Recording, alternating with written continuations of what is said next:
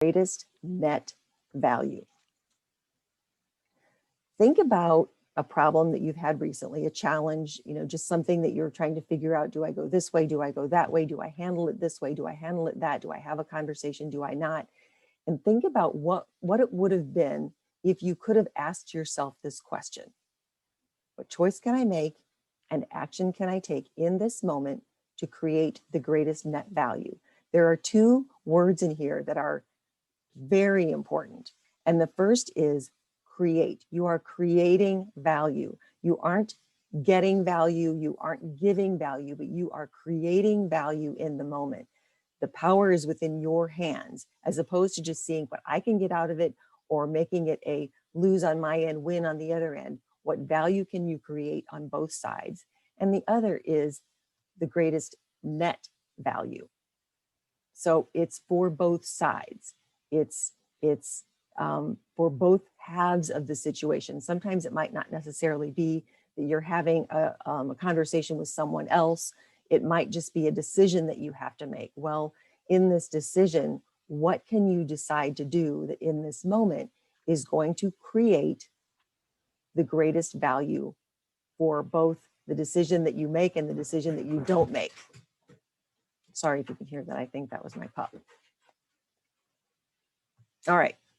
So let's talk a little bit about our cognitive biases and the way we deal with. I'm sorry, I got a little bit distracted because I have a dog over here who just decided to get off of his. I'm going to put you on. I'm going to. I'm not going to worry about it. Never mind. Anyway, we're going to talk about our cognitive biases, and let's just say that you have 3 particular cognitive biases. And this is a way of thinking that is not particularly helpful. It can be a liability to your ability to make the best decisions. So those cognitive biases would be, in this case, exploring possibilities. Maybe you're just not the kind of person who likes to, who likes to look at different ways of doing things. You just kind of feel like, I feel like I know the way I want to go, and this is the way I'm going to go. Or dealing with adversity. When something goes wrong, it's just really challenging. It's really hard to pull yourself out of that hole. Or valuing your assets. Maybe you're a person who doesn't see enough of what you bring to the table. In that situation, if someone said to you, you're in a conversation and someone says about whatever's being discussed, you're wrong. Let's look at what would happen with each of these cognitive biases in action. So with the perception and then the reaction that you would get. So with exploring possibilities, what you would be thinking is, no, I'm right, you're wrong. You're not a person who sees many different ways of looking at something. So it's like, well, no, you're telling me I'm wrong, but no, you're wrong. And that would be a defensive reaction. For dealing with adversity, you'd think, why is everything a battle? Anytime that someone would challenge you, it would feel like this is adversity, and I don't like that. I want things just to go smoothly. Why is everything a battle? And so it would be that you are frustrated. And then finally, if valuing your assets is an issue, you'd be thinking, I'm not good enough. And your reaction would be dejected. In all of these situations, what you would be bringing to the table is your B game. So let's look at the other side of this. Let's just say that you've got these same, we're looking at these same cognitive behaviors, but this time they're cognitive assets. So again, you've got exploring possibilities, dealing with adversity, and valuing your assets. You have a perception, someone tells you you're wrong, you've got a perception and a reaction, but in this case, this is the way you would perceive it, and this is the way you would react. First, if someone said you were wrong, you'd say, I wonder what their perspective is. And that would be seeking common ground. You're open to looking at different ways of doing things. You're open to exploring those possibilities. In the second one, dealing with adversity, you might think, is this an urgent issue? And then it would be discerning. So you're thinking, do I need to be freaked out about this in this moment? Or is this something that I can assess and figure out whether to go this way or that way. And finally, if someone says you're wrong and you do value your own assets, you think, what can I learn? Even though you're not going to feel attacked when someone says that you're wrong, you're going to feel like, this might be a learning opportunity. And so your reaction is curiosity. In all of these situations, that is bringing your A game. Any questions so far? I know I'm kind of throwing a lot at you in a short period of time. So let's look at. Mary, there is one. Okay. There was yes. one question. What is E3 and the effective priorities? And then. I didn't go into that a whole lot, but that's actually the framework that I have for my coaching platform. And it is effective priorities, emotional intelligence, and exceptional teams. And those are the 3 areas that I work with my clients to enhance those 3 particular areas in the evolution from owner to leader. So I like to give people, there's so many different kinds of coaches and people that coach on different things out there. It's really important to have a framework so that people understand what they get when they coach with me. So the E3 shift is something that I created that is the evolution from owner to leader, in focusing on effective priorities, emotional intelligence, and exceptional teams. Hopefully that, and happy to talk about that more offline anytime.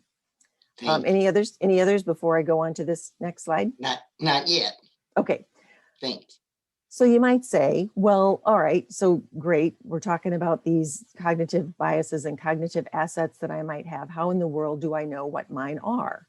Well, through my self-leadership program and the VQ Profile, mine or anyone's VQ Profile, although there aren't very many people who are doing this quite yet.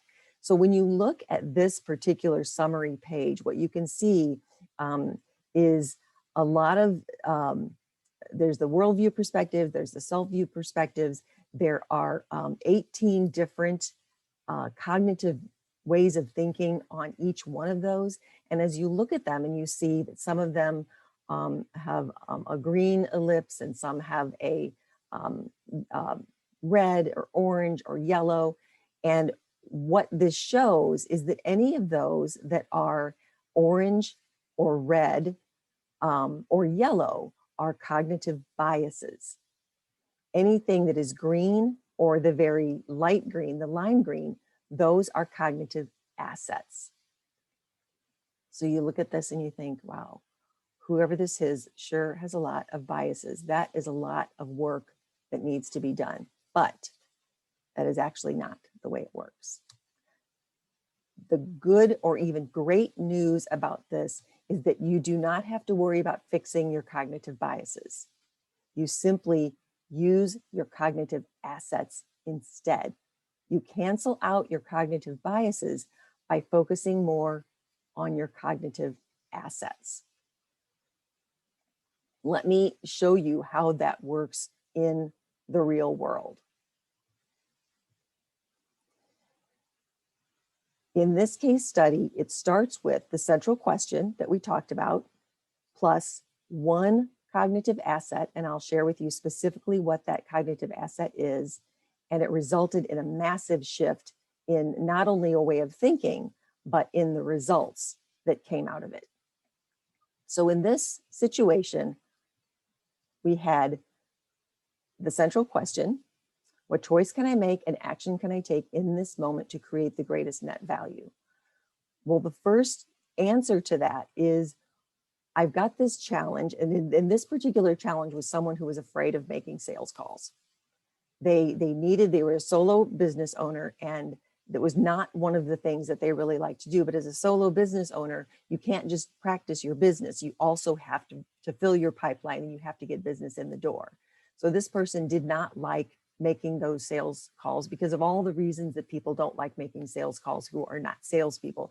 I don't want to feel smarmy. I don't want to be pushy. I don't want to interrupt people. What if they hang up on me? All those other kind of things that can go through someone's mind if they do not like to make sales calls. So in this situation, it was all right. My problem is that if I don't make those sales calls, I'm not going to have any business. What do I do? The first step is to ask the central question. What can I do? What choice can I make and action can I take in this moment to create the greatest net value? Now, the greatest net value, if you believe in what you're selling, is not only for the person who is making the call to get revenue, but for the person on the other end of the call to benefit from whatever product or service it is that's being sold. So the greatest net value is actually making that connection. It's not hiding behind, other business tasks instead of making sales calls. It's actually the greatest net value is making that connection. So how do you get past how the feeling of not wanting to do that, even knowing that it is a really important thing to do? Well, in this situation, looking at cognitive assets, we'll take a look at one in particular. And this one is nurturing others. Let's get a close-up look at that. Nurturing others. When on the summary, when you see 100%, that means it's a strong cognitive asset for this person. And so nurturing others was the one to look at in order to get past this fear of making the phone calls. And the way that you do that is that each cognitive asset has a list of centering questions that you ask to get your head in a different space. And you don't have to change your thinking as you do that. You're just tapping into an asset you already have. So in this case, the centering questions are, and this is talking about the person who would be answering the phone. What is this person feeling or experiencing right now? What would it be like to be in their shoes, living their life? What really matters to them? What could make the biggest difference to them in this moment? And what is good or unique about them that is worthy of appreciation? So if you are a person who doesn't like sales, or even if you are a person who likes sales, if you can get your head in the position of someone who doesn't want to pick up the phone, and if they asked these questions, what does that do to their mindset? It takes the focus off of themselves and puts it on the prospect. It puts it it uses the asset of nurturing others to look at it from the other person's perspective. Whatever it is that you provide is something that other people need, hopefully, and other people can't be helped by it if they don't know about it. So in this case, the person took the focus off of, boy, I hate making these phone calls. I don't want to feel smarmy. I don't want to, and instead they shifted it to, how will this be helping the other person? What challenge are they having that I might be able to help them solve if they only knew about what I do? And what the change that happened here was a massive change in the results of revenue. Because once those outbound connections and outbound calls were being made with regularity, and those conversations were being had in using that nurturing others asset, which came across during the phone calls, that this was a nurturing thing. This wasn't a smarmy sales thing. The true nature of this person came through, and the sales increased because the activity increased with a whole different mindset. So you can see how, when you know what your assets are, and in this case, the nurturing others asset was just the ideal one for this situation, but people have many assets, 6, 7, 8, 10, and depending upon the challenge that's being faced, you pull in a different asset. Although there's also the idea that any asset can help you get through any challenge depending upon how you look at it.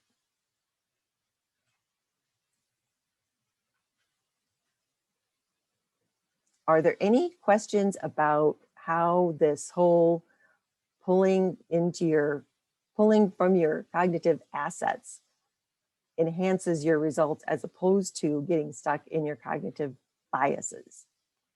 Anything in there, Lisa? Not so far. Okay.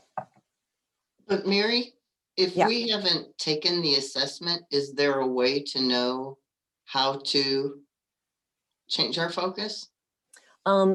Certainly what's really interesting is that I think that we are probably pretty good at well, I'm trying to think.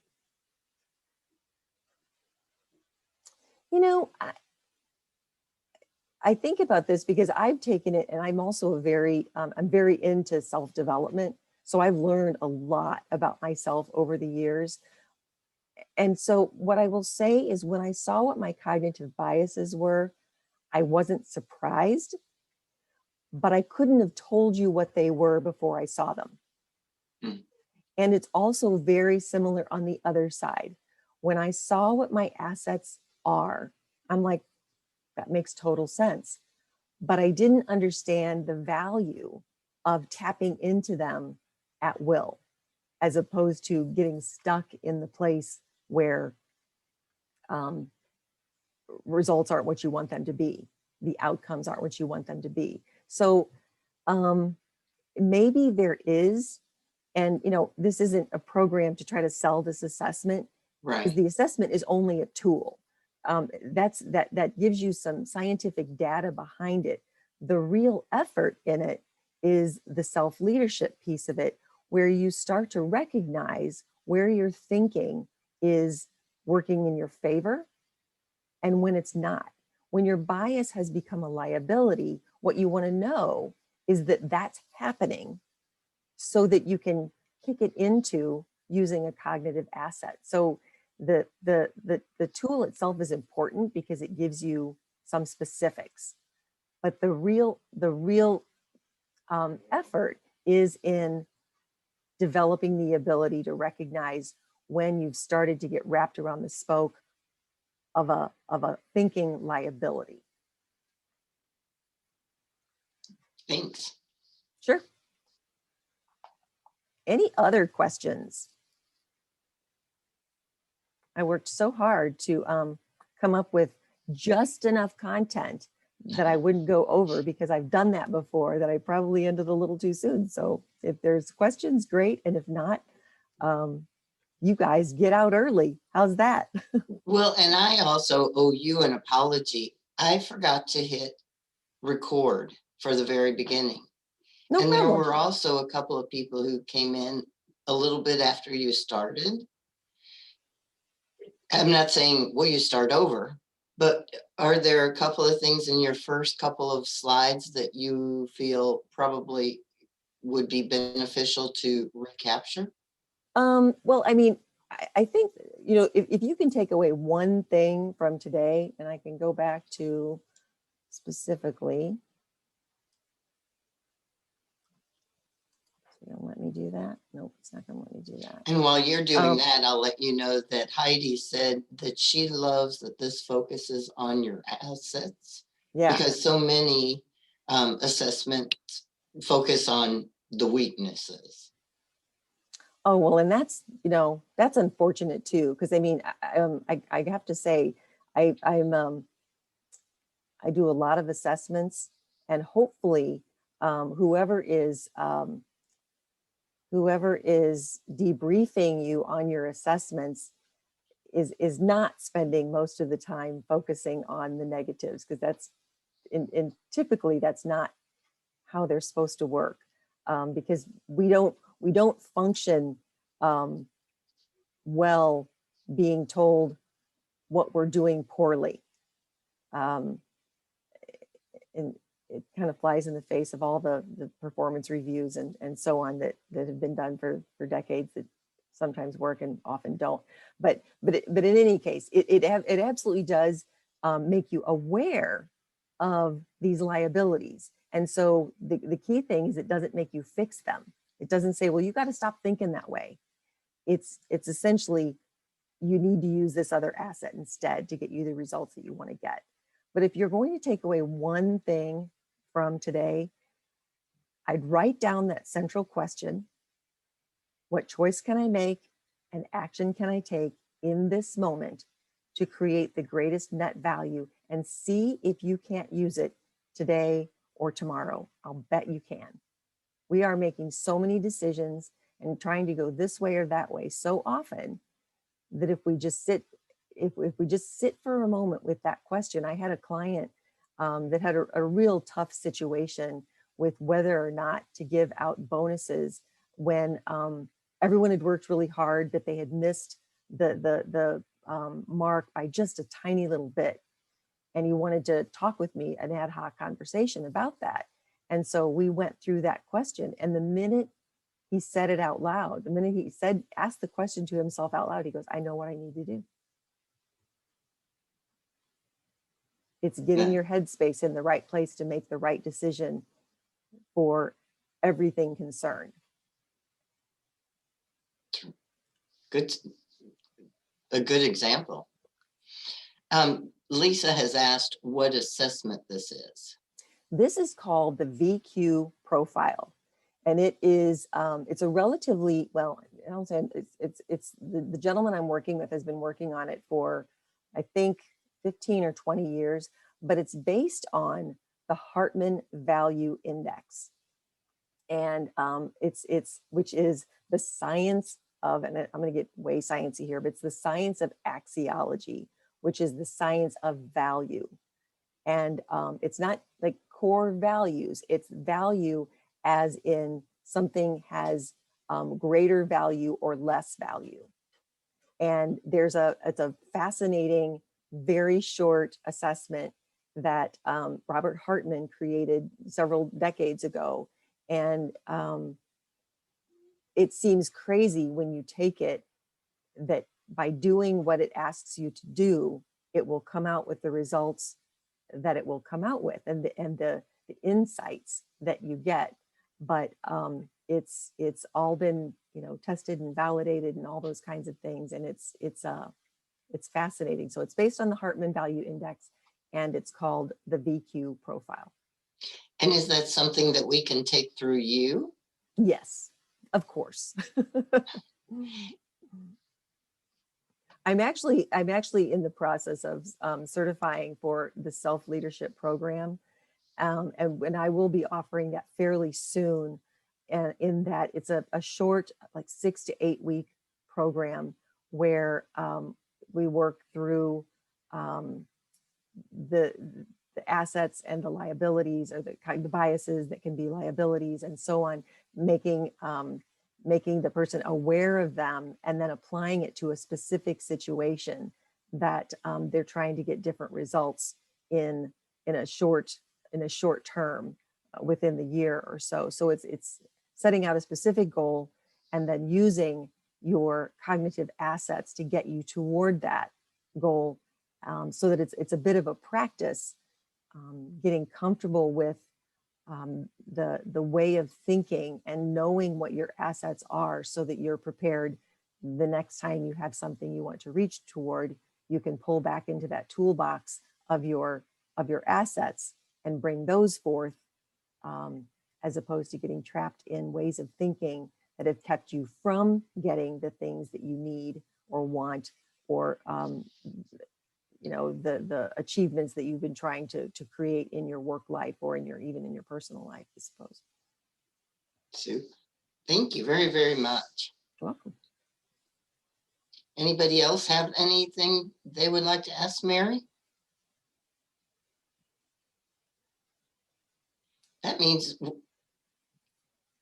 should we? I was so clear. Exactly. I was either so clear or so confusing. I don't know, one of the two. Well, let's go with clear, because we're going with the positive, right? Fair enough. Well, thanks everybody for coming today. Appreciate it. Thanks so much for doing it. And thanks everybody for being here. Truly appreciate it. And see you soon. Bye-bye.